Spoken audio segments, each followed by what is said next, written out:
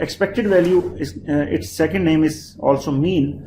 So expected value or mean, it describes the behavior of random variable on the average, right? And the computation of this expected value is given by this particular expression, because you know, for continuous random variables we have PDF, and for discrete random variables we have PMF. So expected value of x will be given by this particular integral, and inside this integral there is PDF multiplied by t. This t is actually dummy variable, so it is basically x. So what are you doing? X multiplied by f of x, right? Just multiply the PDF with x and then integrate it over the complete sample space.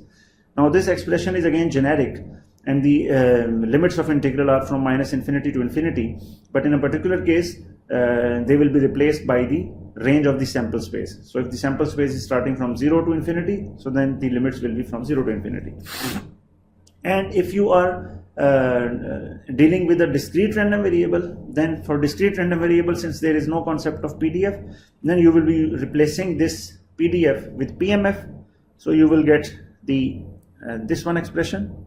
Here it is PMF multiplied by xk, because the values are discrete, and of course this integral will be replaced by summation, because now PMF is not continuous, it is in the form of weighted impulses, and because it is in the form of weighted impulses, so you will replace the integral with summation. So conceptually both expressions are the same, but mathematically in the form of calculus you need to deal both of them in a different way. But the crux is that by using this knowledge of PDF, you can compute the average behavior of any random variable, and once you get the PDF of a random variable, you can find out a generic expression of its expected value as well. For example, if the random variable is uniform, then what is meant by this uniform random variable?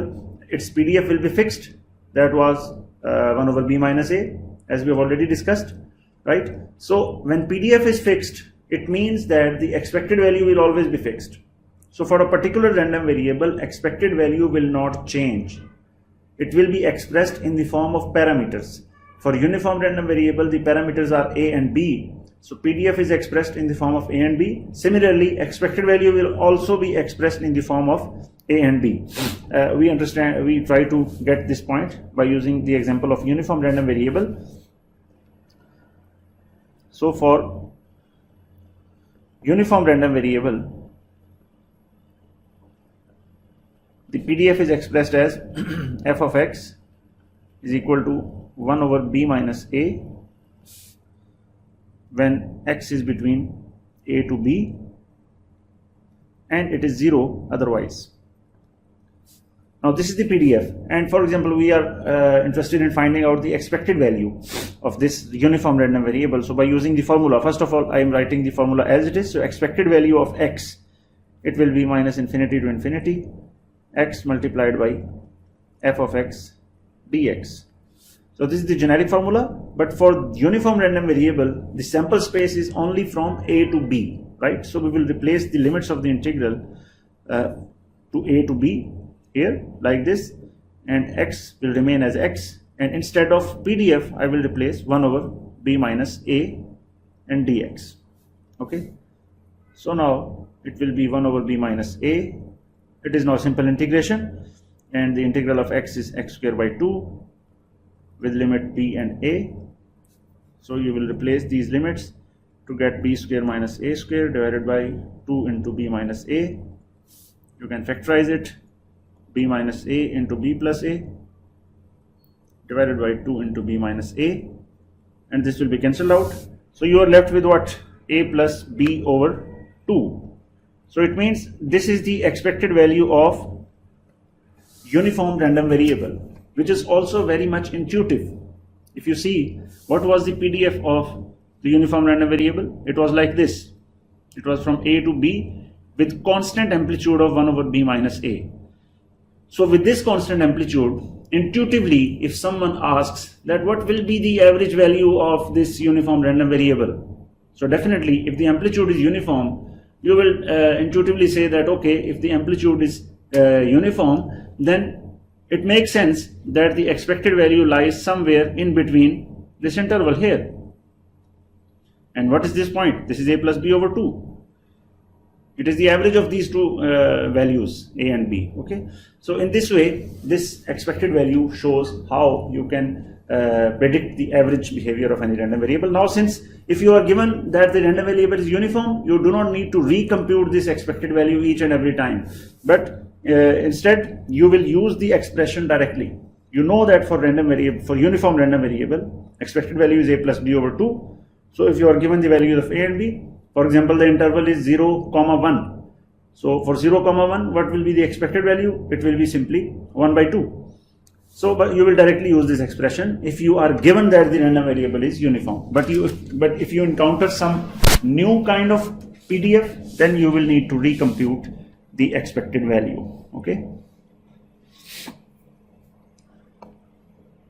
We can have another example of, let's say, exponential random variable. For exponential random variable, what was the PDF? It was f of x is equal to lambda e raised to the power minus lambda x. So this was the PDF, and it is only defined for x greater than or equal to 0 and 0 otherwise, because exponential random variable models the time between the occurrence of two events. So time cannot be negative. So the range of x is only non-negative. Now, if you apply the formula here, expected value of x, right, it will become minus infinity to infinity, but instead of minus infinity, now the sample space is starting from 0. So it will be from 0 to infinity, x multiplied by lambda e raised to the power minus lambda x.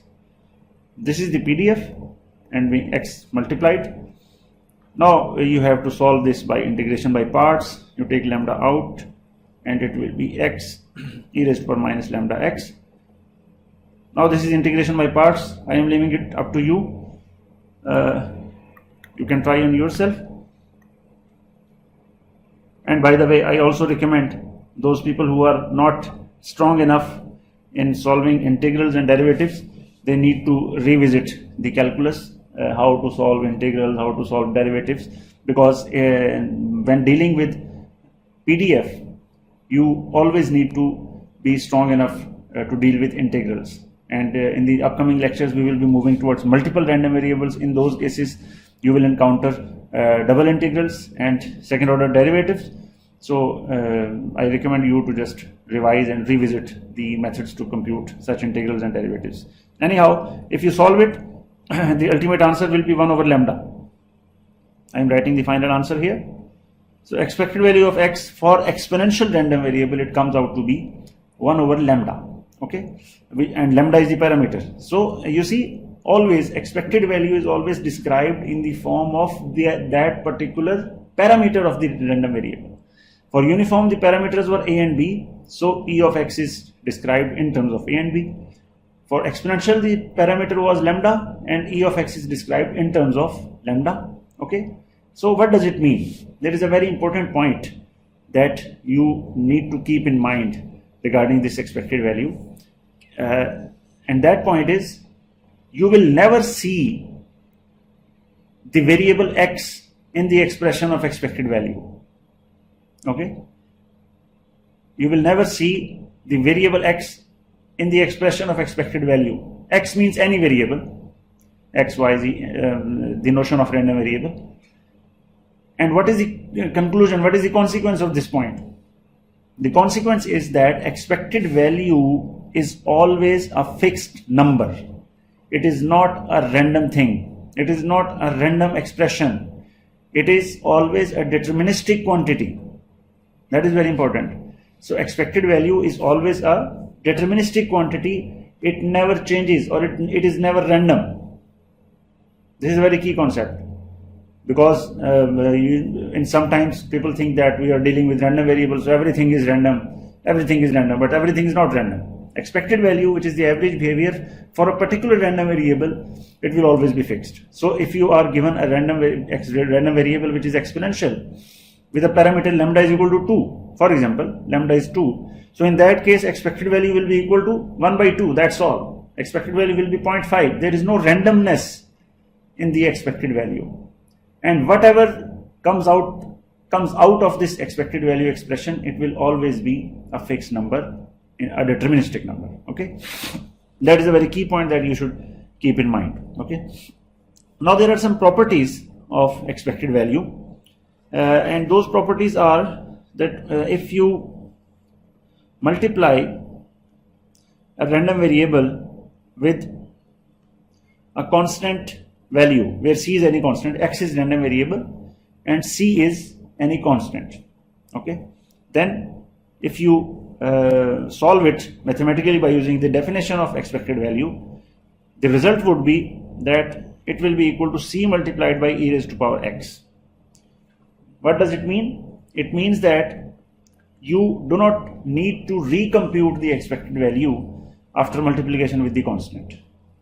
Okay, so you simply multiply the constant with the previous expected value of x and you will get the new expected value, right? So you do not need to apply the formulation again. Second property is that expected value, this operator is a linear operator. This expected value is a linear operator. Why? Because it involves integral, and integral is always a linear operator. So it means, what does it mean? That expected value of, let's say, x1, x2, if you have got n random variables, then you can write it like this: expected value of x1 plus expected value of x2 plus expected value of xn. So instead of adding all the variables and then computing the expected value, you just simply compute the expected value of each and every random variable and then add them up. What is the significance of this? Because mathematically one may think that the right hand side is more difficult because you need to apply the formula n times. But there is a key concept here that, for example, x1 is a uniform random variable, x2 is exponential random variable, x3 is Gaussian random variable. So each random variable is of different type. If you add them up, what will be the type of the overall random variable? You never know. And when you never know, it means you don't have the knowledge of the PDF of that sum. Sum means this one. Let's say I call it a new random variable s. So you will never know the PDF of that some random variable s. And if you don't know the PDF, you can never compute the expected value because in the formula you are going to use the PDF.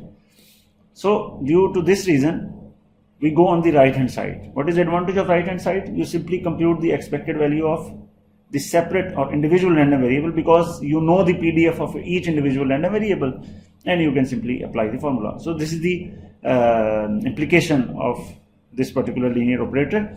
And another consequence of this linear operator is what? That if you add a constant c in a random variable, in the first one we multiplied, here we are going to add. So what does it mean? It means that expected value of x plus expected value of c by using linear property. And what do you think about this expected value of c? So if a number is already constant, what will be the average behavior of that constant number? The same number. If I ask you what is the average value of 0.5, you will say, okay, 0.5, because there is no randomness. Okay, so it means that expected value of a constant is always a constant. So I can directly write c over here. So due to this reason, what is the consequence of this property? If you add a constant number in any random variable, mean of the previous random variable is shifted at c. Okay. The previous mean was e of x, now the mean is e of x plus c. Okay. Another convention that is usually used in books to express this mean. So m for mean. So usually we also write it as m. So expected value is, instead of writing e of x, you can also write it like m. So m is for mean. And this is also called first moment of x. I am just telling you the various nomenclatures. It is first moment of x, random variable x. Similarly, you can compute second moment, third moment, and any order moment. For example, what will be the second moment? Sorry, this second moment is actually used in the upcoming discussion.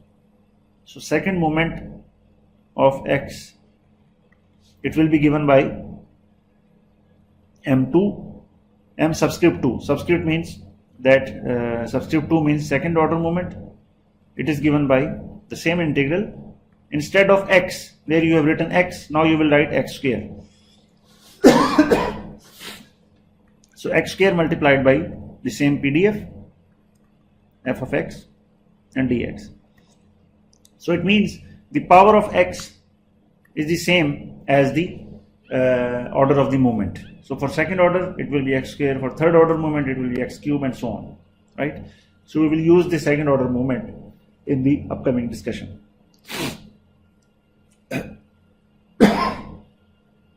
Any queries until now?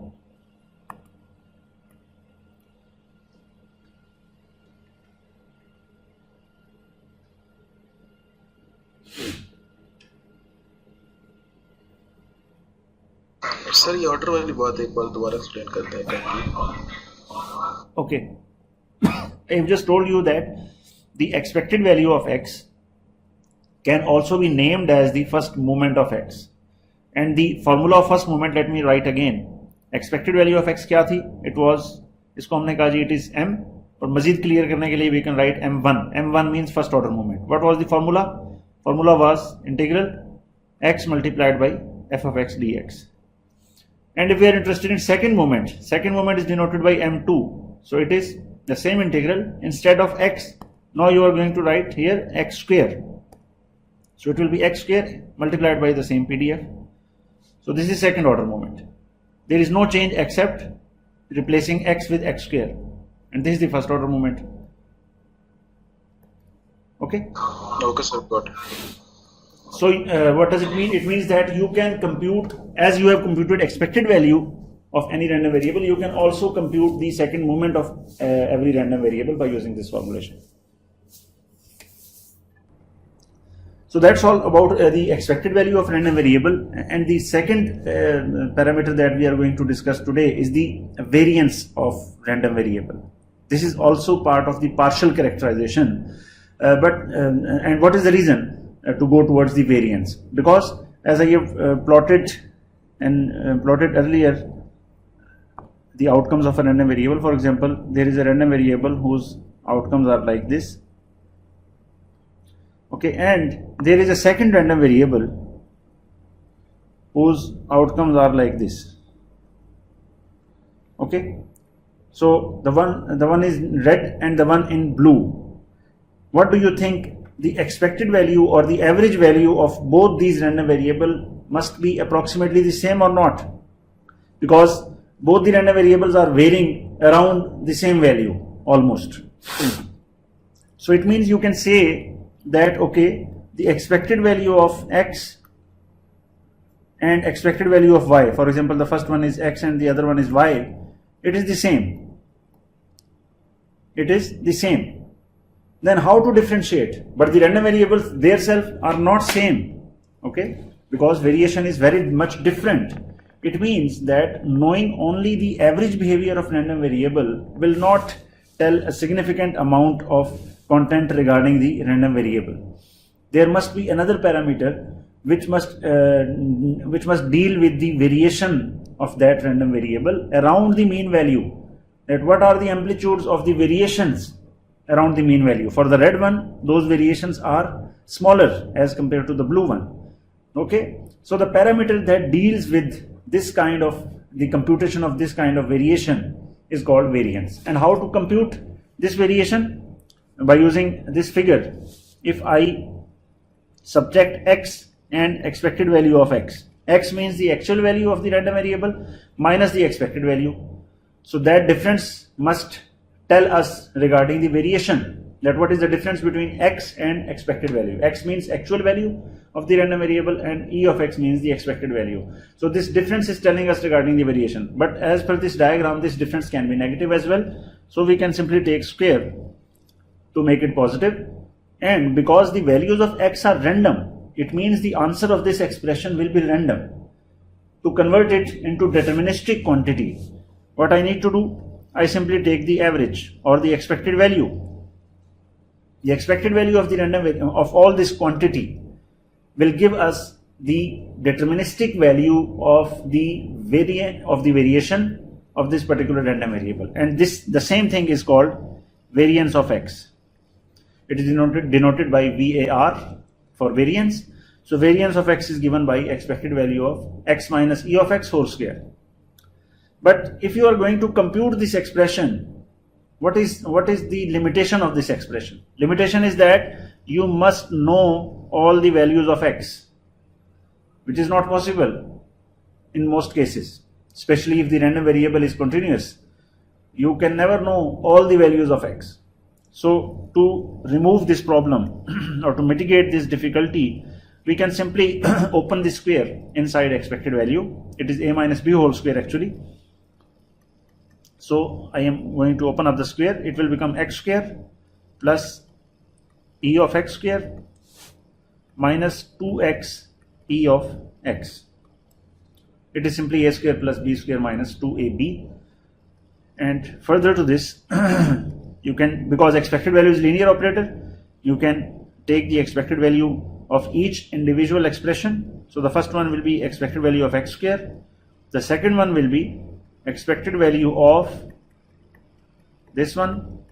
The third one will be expected value of 2x e of x. Now what will happen? The first term remains the same, plus what about the second term? This quantity which is inside the brackets is deterministic, and the expected value of a deterministic number is always a deterministic number. Recall that property, expected value of c is equal to c. Okay, so you do not need to take the expected value here. You can simply remove this term, remove the expected value, sorry, and simply write the inside argument like this. And what will happen here? 2 is constant, expected value of x is also constant, and we have just seen the property that if you multiply any constant with the random variable, you can take out all those constants and multiply it with the expected value. So I can write 2e of x. I have taken out these two arguments and only take the expected value of this e of x, right? So it will become expected value of x square plus e square of x minus 2e square of x. And you simplify these two to write e of x square minus e square of x. Now these two are different quantities, e of x square and e square of x. What is the difference? E of x square means what? It is the second moment. If you recall, second moment was when you replace x with x square. So it means this is the second moment. I can write it like this, m2. This is basically m2 minus, what about this second term? It is the square of the first moment, e of x whole square. So it means it is basically m1 square, right? So this is another expression of the variance of x, which is more easy. So it is easier as compared to the previous one in terms of computation. What you need to do if you are going to compute variance of any random variable, first of all you need to know the first moment, and secondly you need to know the second moment. By using the combination of first moment and second moment, by using this particular equation, you will simply note the value of the variance. Okay, we can continue the same example of uniform random variable. For uniform random variable, what was the first moment? We have already computed e of x was a plus b over 2.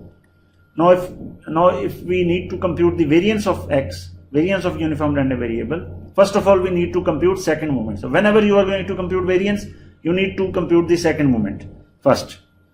So second moment is e of x square. By formula it will be equal to integral a to b. So instead of x, now we will have x square, and the PDF will remain the same, 1 over b minus a into dx. So it is 1 over b minus a. Integral of x square is x cube over 3 from b to a.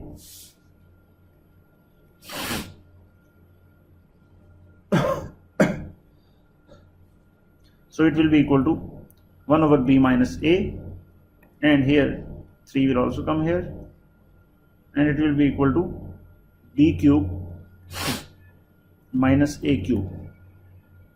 Okay. Now I frankly don't remember the formula of this b cube minus a cube. You can go through that formula and simplify to get this answer, expected value of x square. Okay, now once you find this value, expected value of x square, then you will use this equation. Let's say we call it equation 1. By using equation 1, you will put this value and this value in equation 1 to compute the final variance of x. Okay, so it is simply the mathematics now. The main thing is that you need to know the concept of variance, what does it mean and how it is different from the expected value. And the second thing is, as I have told you in the expected value discussion, that expected value is always a deterministic number. It is not random. Similarly, very similarly, because variance of x का अगर आप formula देखें तो variance of x also is coming out from this expected value. So just keep this important point in hand.